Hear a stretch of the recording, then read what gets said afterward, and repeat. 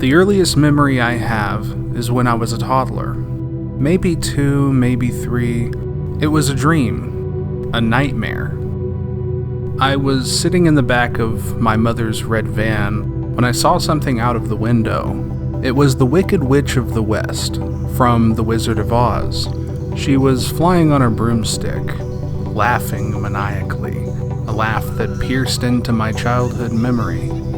And she wasn't the only one on this broomstick either. There was also Santa Claus, being held by the foot, hanging barely on as the witch flew across the sky. Weird, yes, but there were 2 things I knew for sure at the age of 3. It was that I loved Santa Claus, and that I was terrified of the Wicked Witch of the West. And to this day, when I ever get into a discussion about dreaming or nightmares, that memory has never left me. Seeing the evil Wicked Witch of the West holding Santa by the foot as she flew across the moonlit night sky. My earliest memory, and it was of a reference to The Wizard of Oz, one of my all-time favorite movies. When I reflect on my younger years, my age from 3 to around 6, movies have always been the easiest to draw fragments from, because while I had the typical mundaneness of a normal American life, it was the imagery of a haunting piece of cinema that would traumatize me enough into permanently finding a home in my memory.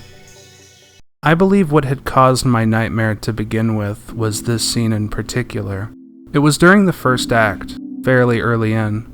The twister has hit, and Dorothy, who is inside of her family's little farmhouse, is seen looking out of her bedroom window. Now at this point, the house has been lifted off of the ground by the strong winds of the twister. Dorothy would see things like the chicken coop and the family cow and even a couple of men in a boat, R.I.P. The mood is pretty tame at this point. What had caught me off guard was the mood change.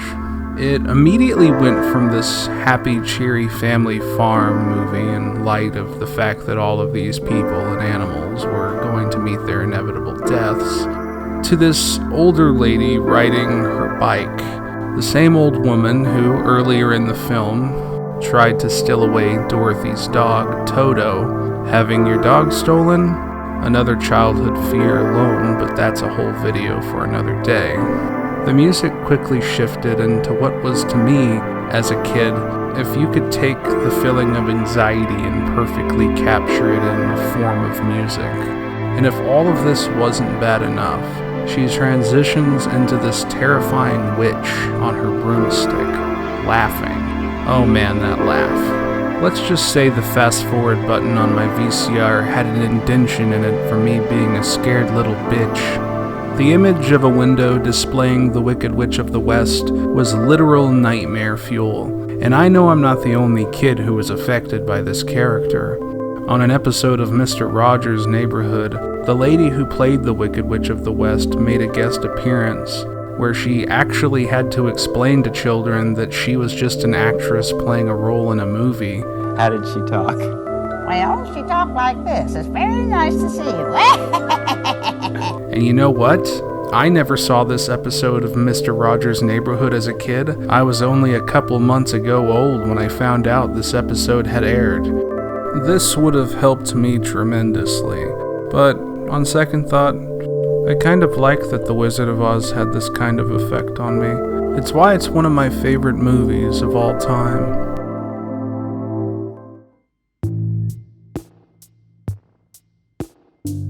Another movie that equally traumatized me, if not even more, is Return to Oz. I remember the excitement I felt when it was brought to my knowledge that I could revisit the Land of Oz in the form of Return to Oz. Return to Oz is a movie that takes place after the events of The Wizard of Oz, which made me even more confused that the actress who plays Dorothy here is clearly 10 years younger than the actress in The Wizard of Oz. Now, I was just a young kid when I saw this movie and had no idea that Return to Oz casted an age-appropriate actress according to the book, whereas in The Wizard of Oz, they casted a 26-year-old woman to play a 9-year-old girl. Aside from this, right off the get-go, Dorothy is being treated like a psychopath by her family after she insists that Oz is a real mystical land that she had visited. Her mother, concerned that Dorothy is going mentally insane, sends her off to the creepiest mental hospital in movie history. And I mean, as a kid watching this, my anxiety levels skyrocketed. The feeling of not only being sent away from your family, but to also spend the night with strangers who want to do electroshock therapy to you in a hospital that could only be described as, yeah, a lot of people have died here, and if I don't get out of here, then I'm just gonna be on a long list of children that died.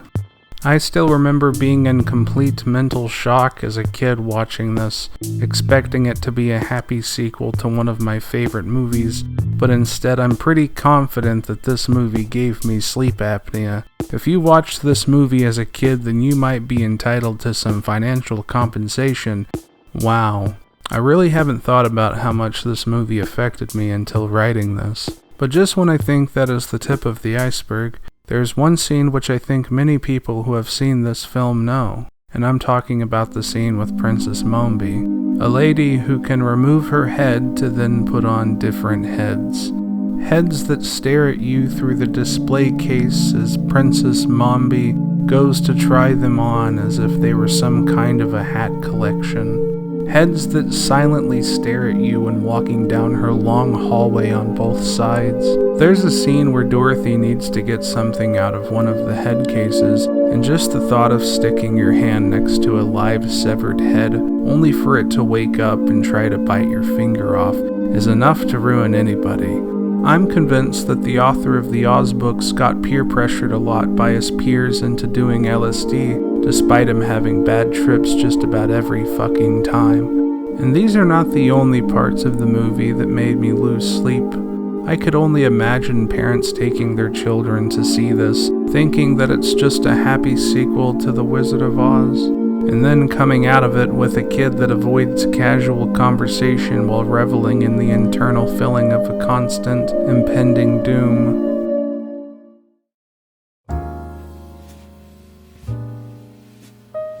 Another scene that absolutely screwed me up was from the action film Robocop.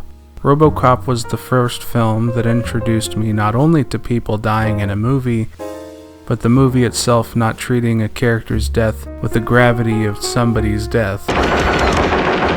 This shit was comedy to some folks.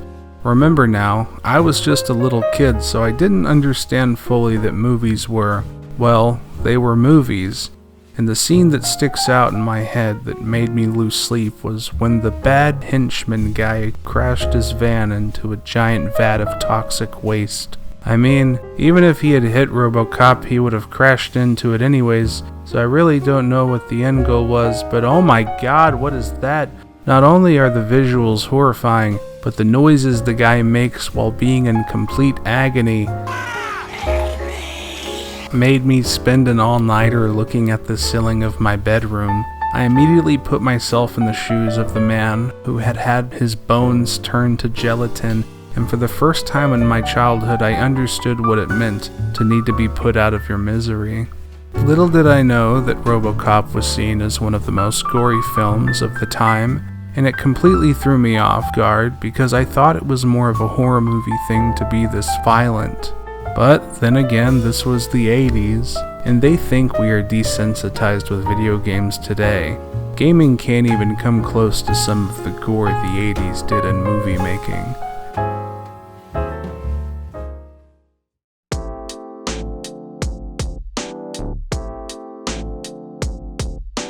As a kid who already had trouble sleeping, it didn't help in the least when I discovered the Nightmare on Elm Street franchise. A series of horror movies where the entire concept took place inside of the victim's dreams. I already had a problem with nightmares waking me up in the middle of the night, so discovering this only did wonders for my mental health. As a film itself, it's actually one of my all-time favorite horror movies for the ability to captivate me from beginning to end. This movie has no wasted time. Every scene matters. And this one scene played by a young Johnny Depp made me refuse to sleep in my bed for a week. That's not even a joke. My mom was like, "Go to your room, get off the couch." And every time I saw a bed, I thought of this.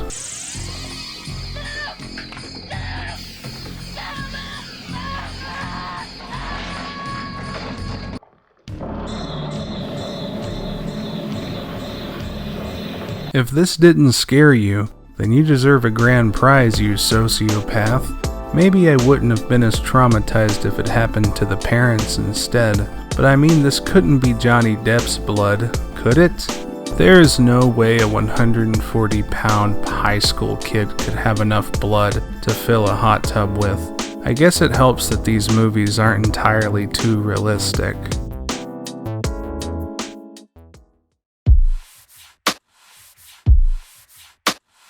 The last movie scene I want to talk about is from Peewees Big Adventure.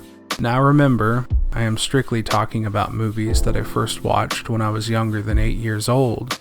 For Peewees Big Adventure, I could have been 5 or 6 when I first sat down to watch this. At first glance, it was a fun movie about this guy named Pee Wee Herman, played by the talented Paul Rubin. I didn't know at the time who Pee Wee Herman was. I was born in the early 90s and this was a Blockbuster rental. All I do remember from this movie is that it starts off fun, harmless prankster humor from a man-child who I could relate to because, well, Pee Wee Herman was a 7-year-old boy in a 35-year-old man's body. I loved the beginning where he had his breakfast made by this fun breakfast machine thingy. Little did I know this film was directed by Tim Burton, who at the time had a comeuppance as a director after his film Frankenweenie. He also had a tendency to do family films in a very dark, gothic-like art style. Let's just say Tim Burton is an acquired taste, who has gone on to direct some amazing movies. But this film felt to me like a fever dream I would have after a tough day in the first grade. It's almost as though Tim Burton is a genius at capturing the mind of a scared child, like he can channel the feelings he got from a bad dream at the age of 6. And being able to project this feeling onto a screen with the use of his writing, cinematography, and overall mood is why I put him as one of the greats in modern directing. The scene I am referring to isn't even hard for me to watch now, as most of the scenes I have discussed are, because I'm older. But this scene in particular gave me trust issues when it came to strangers. Large Marge. This scene is relatively short. Well, it's only like 90 seconds. But the jump scare it gave made me never pop this movie in the VCR again. I believe I never finished the movie because of this. It looked like this. Yeah, that's what scared me. It's funny how we look back at things like a movie that we thought at the time was the scariest thing ever when, comparatively, it was nothing to what we are now used to. Large Marge, just like The Wicked Witch of the West, was something quick and, to today's standards, are as tame as they come. But in our child brains, where the line between reality and fiction was blurred, something like this could cause serious sleep problems. I'm not saying that these movies affecting me this way are a bad thing either. If it weren't for these experiences, I wouldn't be able to draw from those times when I was scared as a kid. I understand a whole lot more about what works and doesn't work in the context of how a scene should make somebody feel, because I could reference the way a scene made me feel when I didn't have any disbelief to suspend.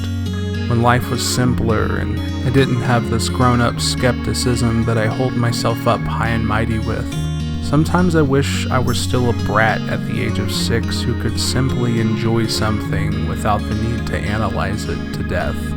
Other scenes I didn't mention here that really fucked me up was the horse drowning in quicksand in The Neverending Story, the stormy clouds turning into a rhinoceros in James and the Giant Peach, and all of those child deaths in Willy Wonka and the Chocolate Factory. I don't care what you say, those kids are fucking dead. If you like this video, please subscribe, and if there are any scenes that kind of traumatized you when you were a kid, please leave them in the comments section below. I would love to discuss this with you guys, and thank you so much for making it this far into the video. Also, I appreciate every single like, and it makes my day each and every time I see a new one. Thanks so much.